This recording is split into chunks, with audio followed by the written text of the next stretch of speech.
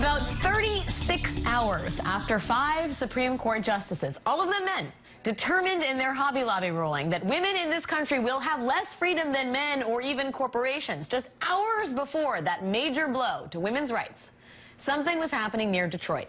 Something that's never happened before. The first ever annual international conference on men's rights. For 3 days, about 200 people attended various sessions at the VFW in St. Clair Shores, Michigan. Sessions on fatherhood, on paternity rights, on stereotypes, on marriage, and on education. Issues the attendees felt were biased against men. And when these issues were discussed, men's rights looked pretty possibly okay. But the conference did not stop there, unfortunately. Like so many men's rights forums, there's more than one, the gathering in St. Clair Shores turned into an angry forum where any injustice against men had nothing to do with policy or law, but all of those injustices, every single one, were the fault of women, and in particular, feminists. Women were often described at the conference as privileged and narcissistic.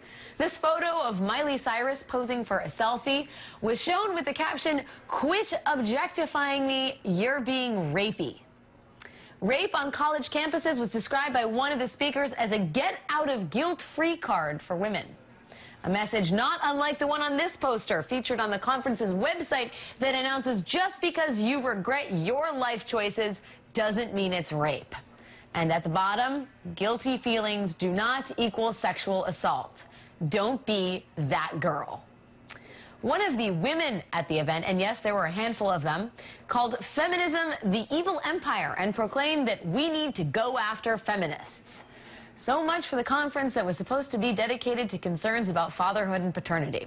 There is a kernel of something in this tiny, peripheral, I would add scary, movement that might speak to larger questions, Monica Hess writes in the Washington Post, regarding our expectations of modern masculinity, regarding how to truly measure equality.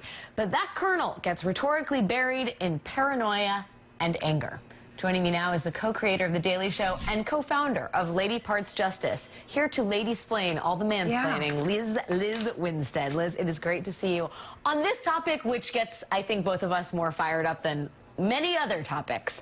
What is crazy to me is here is this kind of potentially laudable series of topics about gender roles, parenthood, masculinity, and it just totally devolves into a vitriolic free-for-all where people are slut-shaming women and using the word rapey, which is not actually a word, but it's like so beyond offensive. Someone was able to concoct it as a word and then throw it around and put it on a poster and put it on a poster. Why does that? Why is this happening? I mean, I think part of it is happening. It seems like the larger narrative is everything is being taken away from a power structure that is furious that people are actually asking for a seat at the table.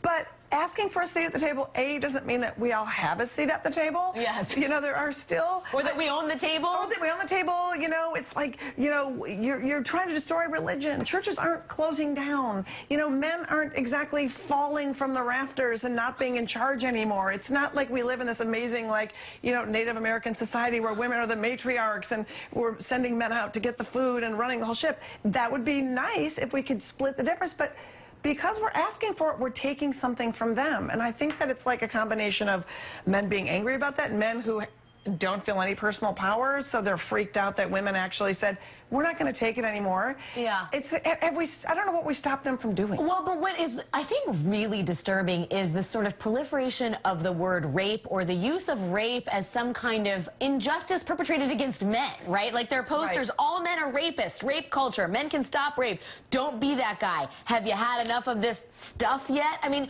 why the obsession with rape, which is a crime? Yeah. I mean, that is a very far cry from sort of paternity and right. Masculinity, right? Well, there's an article on the website. It's called, I can't remember the next name of the website, so I want to say it, but the people who threw this event, if you just Google this event, you'll see the website. There's an article that says, studies show that many women enjoy rape. and that women are out to get you. They're gonna doctor. Women are now also mad scientists who doctor paternity tests to force men into having their children. Women are terminating their children against their will on top of it, so that's all messy.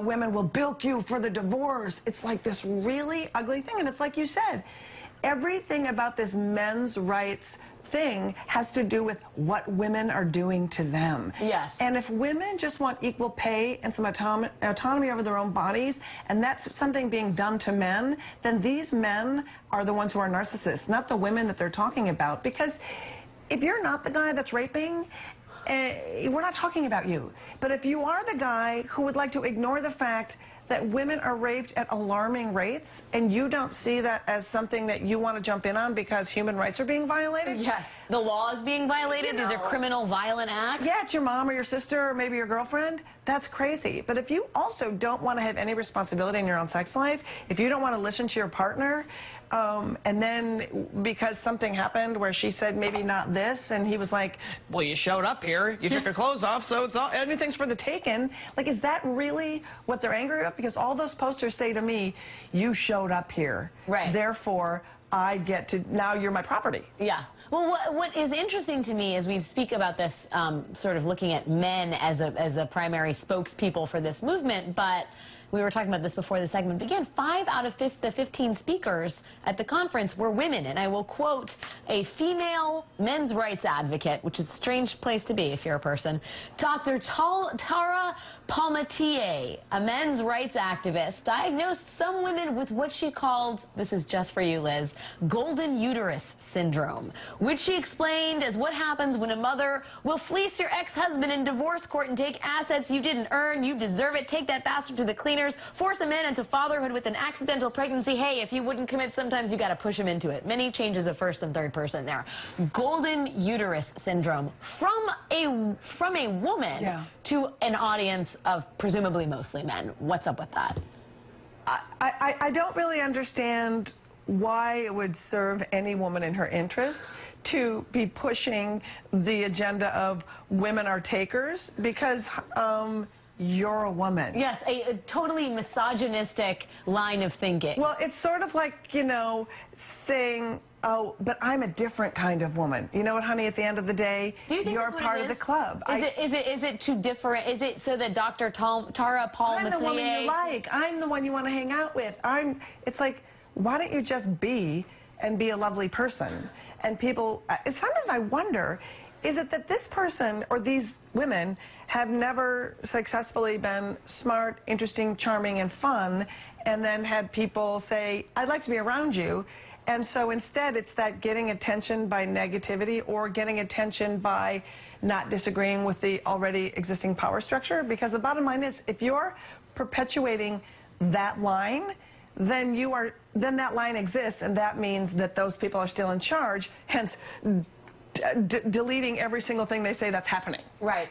Let me ask you something. When you look at just the incredibly poisonous rhetoric coming out of this, feminist protesters are saying that men's rights groups should be classified or designated as hate groups. Do you agree with that?